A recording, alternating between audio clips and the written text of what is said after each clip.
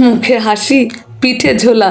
বন্ধুরা চলো সবাই, আমি যাচ্ছি কুম্ভ মেলা। হ্যাঁ, কুম্ভ মেলা যাবো বলে বাড়ির থেকে বেরিয়ে অটো ধরে একদম অটোতে উঠে চলে এলাম কাটাখালে। কাটাখালে এসে এখানে একটু নামতে হবে। কাটাখাল থেকে আবার গাড়িটা চেঞ্জ করে আমি যাবো একটু ছেলের সঙ্গে দেখা করে, কারণ ওর সঙ্গে দেখা হয়নি বাড়ির থেকে বেরোনোর সময়। হ্যাঁ, বাড়ির থেকে বেরিয়েই কীর্তন কানে চলে এলো। কীর্তন শুনে মনে হলো যাত্রাটা শুভই হবে, জানি না কি হবে। আর যেহেতু যাচ্ছি তীর্থ করতে, এর জন্য উঠে পড়লাম ভ্যানে, কারণ সবাইকে একটু খুশি করে যেতে হবে। ভ্যানালা দাঁড়িয়েছিলাম, ভ্যানে উঠলাম। ভ্যানে উঠে মানে এখন রাত অনেকটাই হয়ে গেছে, চলে গেলাম দোলতলা। দোলতলা থেকে ধরলাম ওলা। ওলাটা উঠে একটু দেরি হয়ে গেছে, রাত হয়ে গেছে। একদম দোলতলা থেকে শর্টটাং চলে এলাম। দোলতলা থেকে চলে গেলাম শর্টটাং শিয়ালদা। শিয়ালদার যে স্টেশনে নেমে, স্টেশনে তো নামতে হবে, নেমে উফ, নেমেই ধাক্কা। একেবারে শুরুটাই এমন।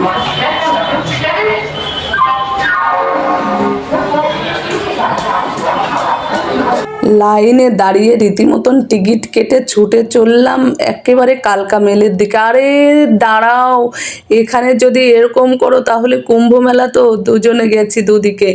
যাই হোক, মারপিট দাঙ্গা করে উঠে পড়লাম ট্রেনে। ট্রেনে ওঠার পরে ট্রেন তো ছেড়ে দিল।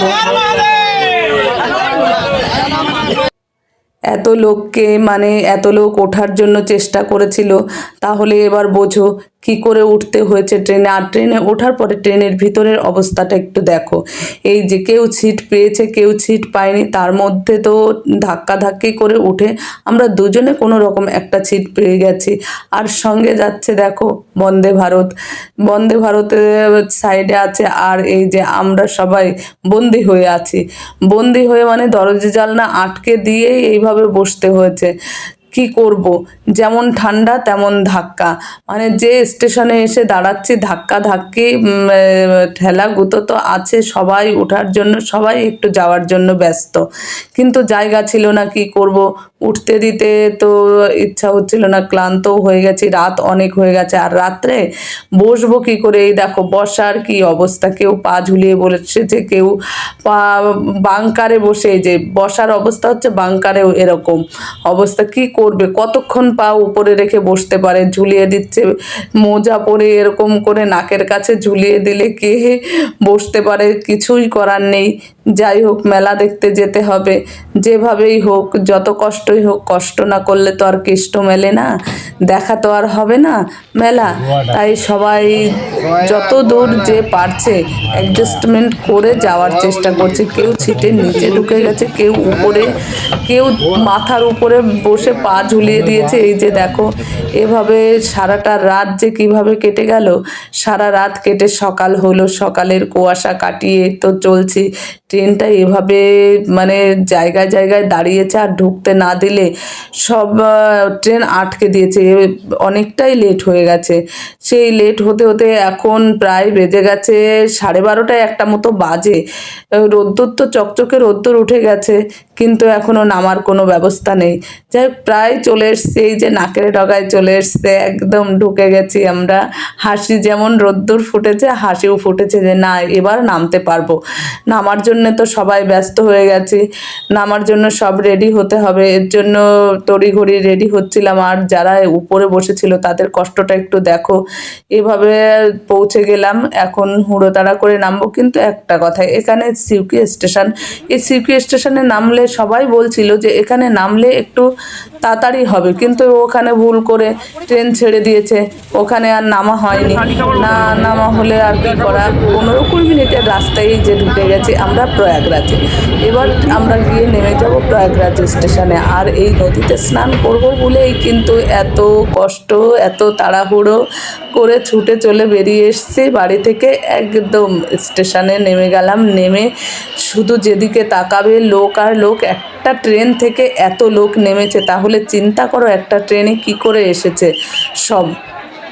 আর যেদিকে তাকাবে শুধু ভিড় আর ভিড় আর মাথা আর মাথা, তার মধ্যে আমি হচ্ছি নাটা। কি করে মোবাইলটা ধরবো আর ভিডিও করব সেটাও বুঝে উঠতে পারছিলাম না। আমি তো এসছি, তা তোমাদের জন্য তো কিছু নিয়েই যেতে হবে, এর জন্য ভিডিও করার চেষ্টা করছিলাম। যাই হোক, কষ্ট করে সারা রাত জেগে এসছি, তবু কিন্তু হার মানিনি। একভাবে মানে সবার সঙ্গে এগিয়ে চলেছি। আর এখানে স্টেশনে নেমে অনেক ক্লান্ত হয়ে গেছি। এবার তো কিছু একটু খাওয়ার জন্য ছুটে চলেছি। আর উনি বলছে কিছু খাবে কি? আরে খাবো মানে খাওয়ার জন্যই তো এখন খুঁজছি কোথায় কি পাওয়া যায় দেখি, সেটা দেখার জন্য। আর এদিকটাতেই যেতে হবে শুনলাম, তাই এখানে এসে একটা দোকান দেখে ভাজা পোড়া, না সারা রাত জেগেই ভাজা পোড়া তেলে ভাজা খেলে গ্যাস হয়ে যেতে পারে। কি খাবো, ইডলি ধোসা, কিছুই সেরকম বুঝে উঠতে পারছিলাম না।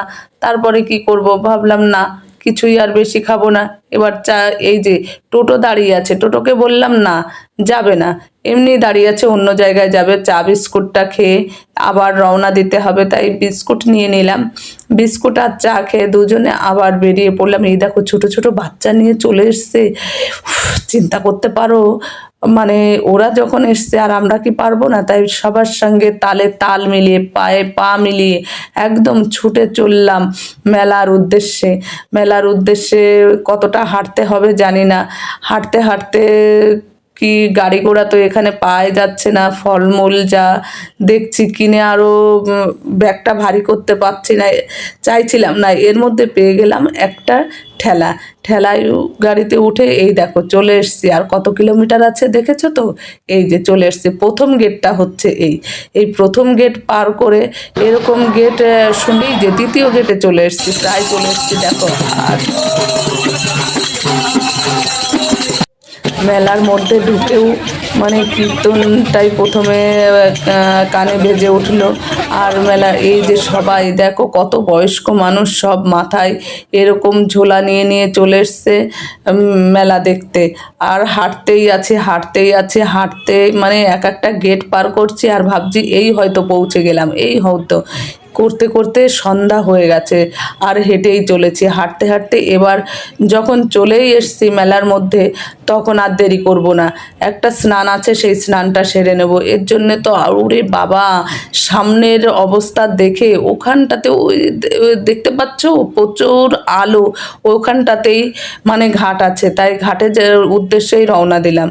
আর এই যে আবার গেট, মানে কটা গেট পার করে এলাম সেটা হয়তো আমি হাঁটতে হাঁটতে ভুলে গেছি। তোমাদের মনে আছে কি?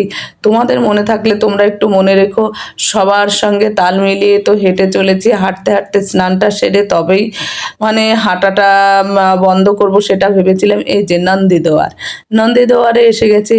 আর হয়তো বেশি হাঁটতে হবে না, যত হাঁটছি শুধু মাথা দেখছি আর ভাবছি এই বুঝি চলে এসছি, মনে হচ্ছে কাছাকাছি। আবার হাঁটতে থাকছি, না এই তো একটু সামনে। এভাবেই একে অপরকে ধরে ধরে হাঁটছে, কেউ হারিয়ে না যায়। মানে একটা কথা আছে,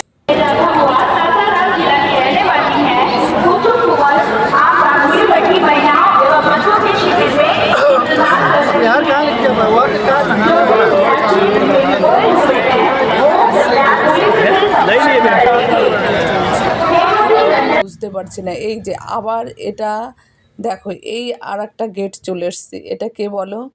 মানে আমাদের তো দেবতা, কোন দেবতা? যাক, এটা উজ্জ্ব থাকছে, যে দেখবে জানবে সে বলে দেবে। যাক, একের পর এক গেট পার করেই চলেছি, হেঁটেই চলেছি। আর দেখো মানে এই শুনছি যে চলে এসছি একদম নদীর কিনারে, তবু মানে একভাবে হেঁটেই চলেছি। আর সব একদম শুয়ে আছে পাড় দিয়ে, এইভাবেই শুয়ে আছে সব। আর আগে পরে কি ঘটেছে সেটা তো জানো। এবার লাস্টে চলে এসেছি, এই যে হচ্ছে সঙ্গম দ্বার। এই সঙ্গম দ্বার মহাকুম্ভ স্নান, মানে একটা স্নান এখন হলো, এরপরে আর স্নান করতে পারবো কিনা সেটা এখন আর বলতে পারছি না। এই স্নানটাই করতে একদম জীবন বেরিয়ে গেছে। কি করবো এখন তাই ভাবছি, আর হচ্ছে না। মানে কোথায় ছিল এত লোক?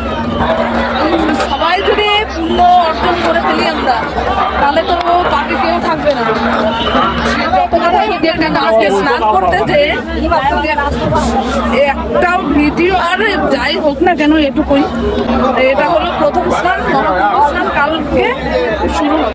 স্নান সেরে এই ভিড়ের মধ্যে একটু সাইডে একটা দোকানে আমি জায়গা পেলাম, আর সেখানেই বসেছিলাম। আর বসে থাকার মধ্যে এই সময়ের মধ্যে ঘটে গেল মানে খুব মর্মান্তিক ঘটনা, যে ঘটনার আর পুনরাবৃত্তি হোক সেটা আমরা চাইব না।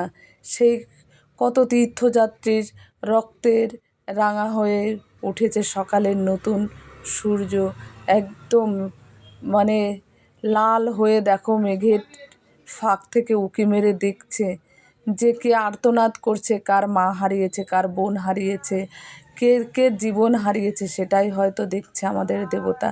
যাই হোক, সব কিছু কাটিয়ে নতুন সকাল এসেছে, নতুন সূর্য উঠেছে, সবাই ভালো থাকুক সেটা তো চাইবো। সকালে উঠে এগুলো শোনার মানে সকালে কি রাত্রেই শুনেছি, তখন আর যে বেরোবো সেই পরিস্থিতি ছিল না। সে যে একটা কী বীভৎস ঘটনা, ওখানে বসে যে নিজের জীবনটুকু বাঁচিয়ে রাখবো এটাই তখন সংশয় হয়ে দাঁড়িয়েছিল।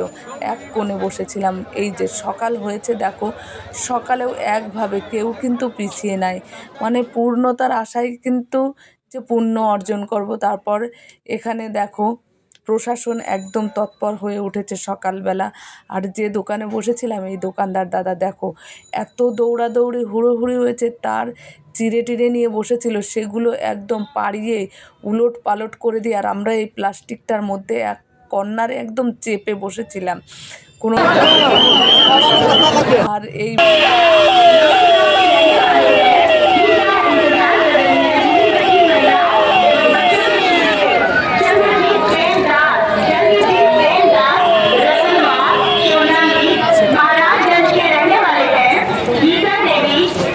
যাই হোক, অনেক লোক এখনও আসছে। আমিও সকালে বেরিয়ে পড়লাম এদের পিছু ধরেই, যে দেখি একটু স্নান করতে পারি নাকি।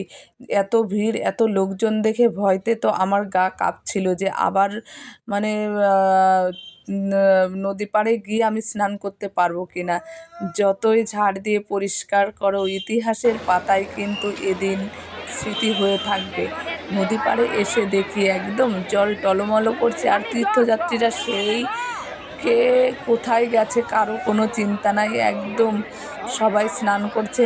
আমিও তো সেই একই দলের লোক, আমি আর দ্বিতীয়টা করলাম না, জামা কাপড় ছেড়ে একদম নেমে গেলাম স্নান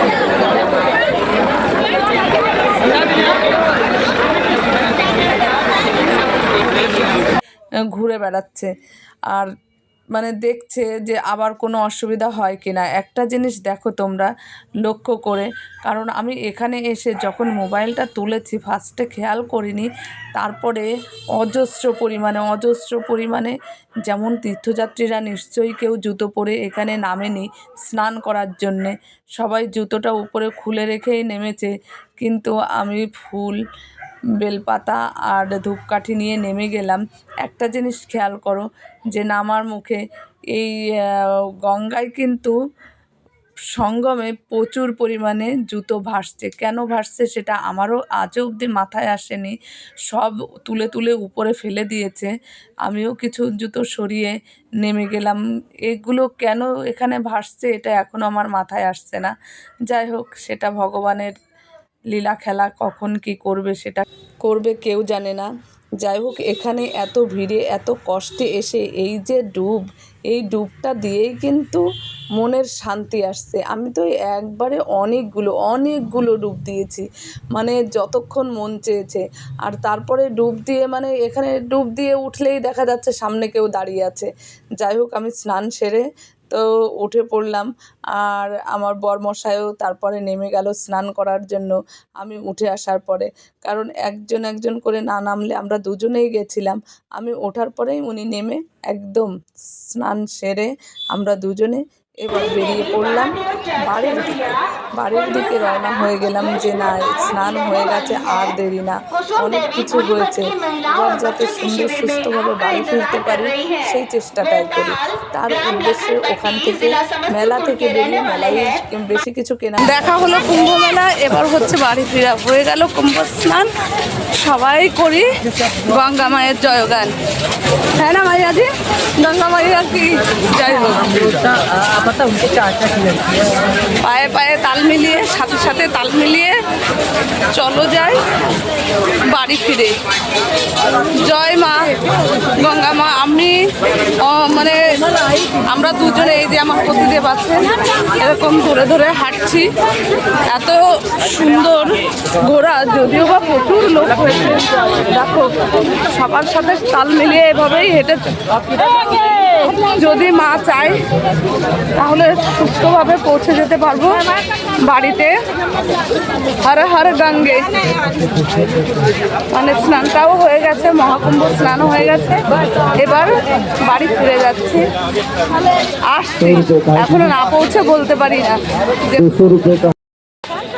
জীবনের সব থেকে মধুর সময় এবং গুরুত্বপূর্ণ সময় কাটালাম দুজনে একসাথে। তাকাও এদিকে একটু, এই যে আমি আর আমার পতিদেব এখানে। তো হাঁটতে এত লোক, হাঁটতে কষ্ট হচ্ছিল খুবই। পেয়ে গেলাম একটা রিক্সা, তাই রিক্সাতে করে এবার রওনা দিলাম স্টেশনের দিকে। মাঝে অনেক খাবার টাবার পেয়েছিলাম, কিন্তু দাঁড়িয়ে খেতে একটু দেরি হয়ে যাবে, আবার সেই আসার সময় মতো ট্রেন পরিস্থিতি হয় কি না, এর জন্য আর দেরি না, ঝটপট পৌঁছে গেলাম স্টেশনে।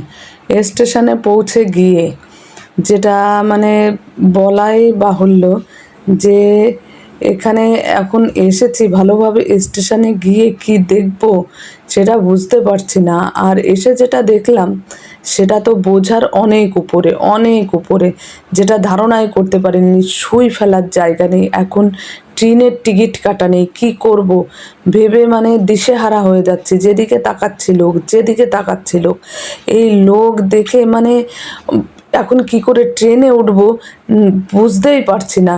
টিকিটটা কাটার জন্য তো ছুটে চলে গেল আমার বরমশাই, টিকিটটা কেটে নিয়ে এসে তারপরে ভাবছি যে ট্রেনে উঠতে পারবো কিনা।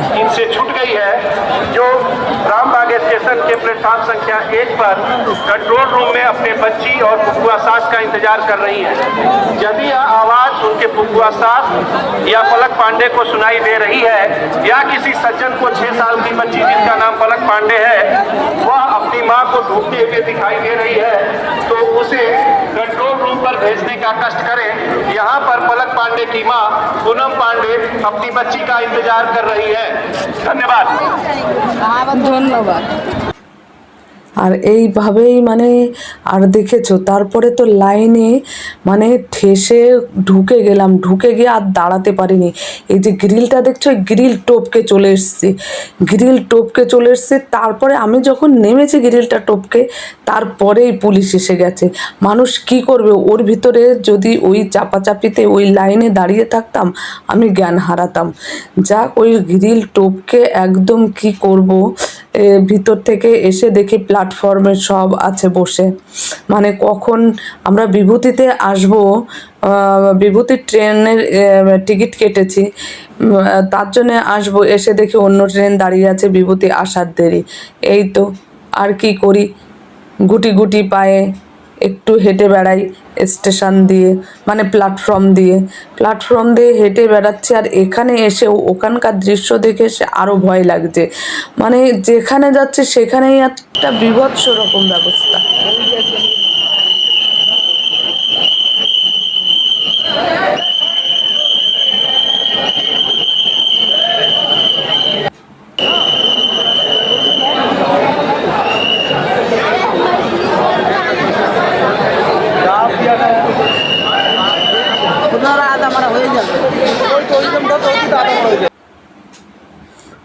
মানুষ বাড়ি ফেরার জন্য ওই লাইনে ওই চাপাচাপিতে দাঁড়িয়ে, বিশাল বড় মানে প্ল্যাটফর্ম হলে কী হবে, সেখানে ট্রেন কম, প্ল্যাটফর্ম ট্রেন কম, চিন্তা করতে পারো যে মানে এখানে যদি একের পর এক ট্রেন দিয়ে দিত, মানে যে যার মতন বাড়ি সুন্দর সুস্থভাবে পৌঁছে যেতে পারতো। প্রচুর রাত হয়ে গেছে, 10টা বেজে গেছে, এখনো বিভূতির খোঁজ নেই। মানে আরে বিভূতি মানে বিভূতির ট্রেন যাক এসে পৌঁছালো। উঠে গেলাম ঠেলা গুঁতো দিয়ে যে না এবার বাড়ি পৌঁছে যাচ্ছি। আর এখানে এসে দেখা হয়ে গেল মহাপ্রভুদের, মানে ইস্কনের মায়াপুর নবদ্বীপে ইস্কনের প্রভুজিরা মাতাজিরা উঠেছিল এই ট্রেনে।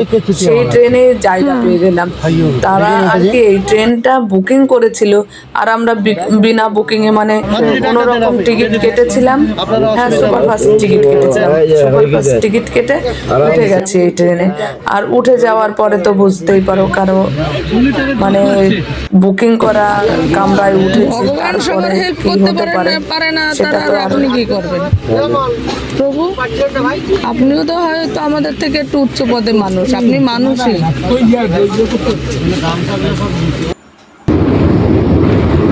যাই হোক, তবু বাড়ি ফিরছি। ট্রেন ছেড়েছে, মানে মেলা, কুম্ভ মেলা এবার ছেড়ে চলে যাচ্ছি।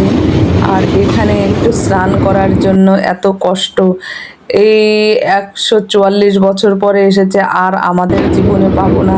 কাদের জীবনে গিয়ে পাবে সেটাও হয়তো আমরা বলতে পারবো না। তবে এই স্মৃতি আর এই দৃশ্য এটা মনে গাঁথা থাকবে, ইতিহাসের স্মৃতির পাতায় গাঁথা থাকবে, যেটা কখনো আমরা ভুলে যাব হয়তো, আমরা থাকবো না, আমাদের পরবর্তী জেনারেশনও মনে রাখবে এই ঘটনা। এভাবে তো রাত অনেক হয়ে গেছে, সেই একই অবস্থা, একই ভিড়, একই কষ্ট। মানে যাওয়ার সময় যে কষ্টটা পেয়েছি, আসার সময়ও তার থেকে দ্বিগুণ। ওটা ছিল জেনারেল, এটা স্লিপার। কি করেছি দেখো, মানে কুম্ভ মেলা শুরু হয়েছে শুনেই যাওয়ার জন্য সবাই ব্যস্ত। আগের থেকে টিকিট বুকিং করে রেখেছিল যারা, তারাও পায়নি জায়গা। তারা কি হবে এই মহাপ্রভুদের সঙ্গে। কিন্তু পরে যে সময়টুকু কাটিয়ে এসেছি, এই পুরো রাতটা এখানে কেটে গেল এভাবে। তারপরে সকাল হলো, সকালে মানে সারাটা দিনও চলে গেল, তবু আমরা বাড়ি পৌঁছাতে পারলাম না। ট্রেনটা এত লেট, যেখানে দাঁড়াচ্ছে সেখানেই মানুষ ওঠার জন্যে ব্যস্ত। দরজা ভেঙে, জানলা ভেঙে মানুষ ঢুকে যাবে ভিতরে, এমনিতেই আমাদের বসার জায়গা নেই। বয়স্ক মানুষ যারা গিয়েছিল তাদের যে কি অবস্থা সেটা আর বলে বোঝাতে পারবো না। সারাটা দিন এরকম বসে না। আর বাথরুমের কথা কখনো শুনেছো যে বাথরুমের মধ্যে লোক দাঁড়িয়ে থাকে? বাথরুমের মধ্যে যাওয়ার সময়ও মানে যখন মেলায় গেছি তখন, তারপরে সন্ধ্যা হলো, আরতি শুরু হলো, মানে ইস্কনের প্রভুরা আরতি শুরু করলো।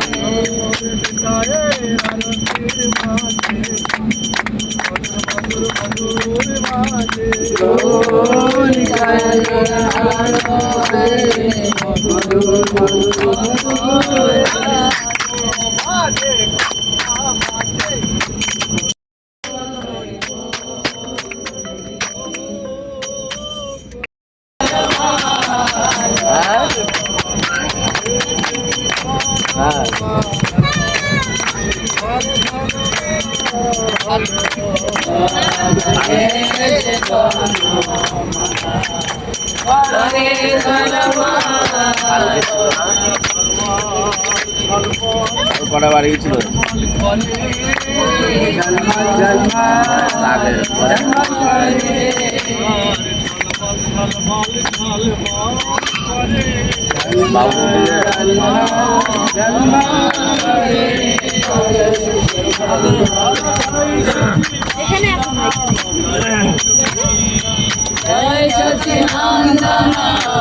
এভাবে দিনরাত কাটিয়ে পুনরায় ফিরলাম শিয়ালদা স্টেশনে ভোর রাতে। কেউ ট্যাক্সি বাসে, আমি উঠলাম বাসে, নেমে গেলাম একদম বাড়ির কাছে। এটা বিটি কলেজ মোড়। আর বন্ধুরা পিছনে দেখছো উঠবো অটোতে, একদম সট্টাং নামবো যে বাড়ির গেটেতে। এতক্ষণ ধরে তোমরা যেটা দেখলে, আমি যেটা করলাম 50-50। এবার ছোট্ট একটি কথা, everyone thank you for watching.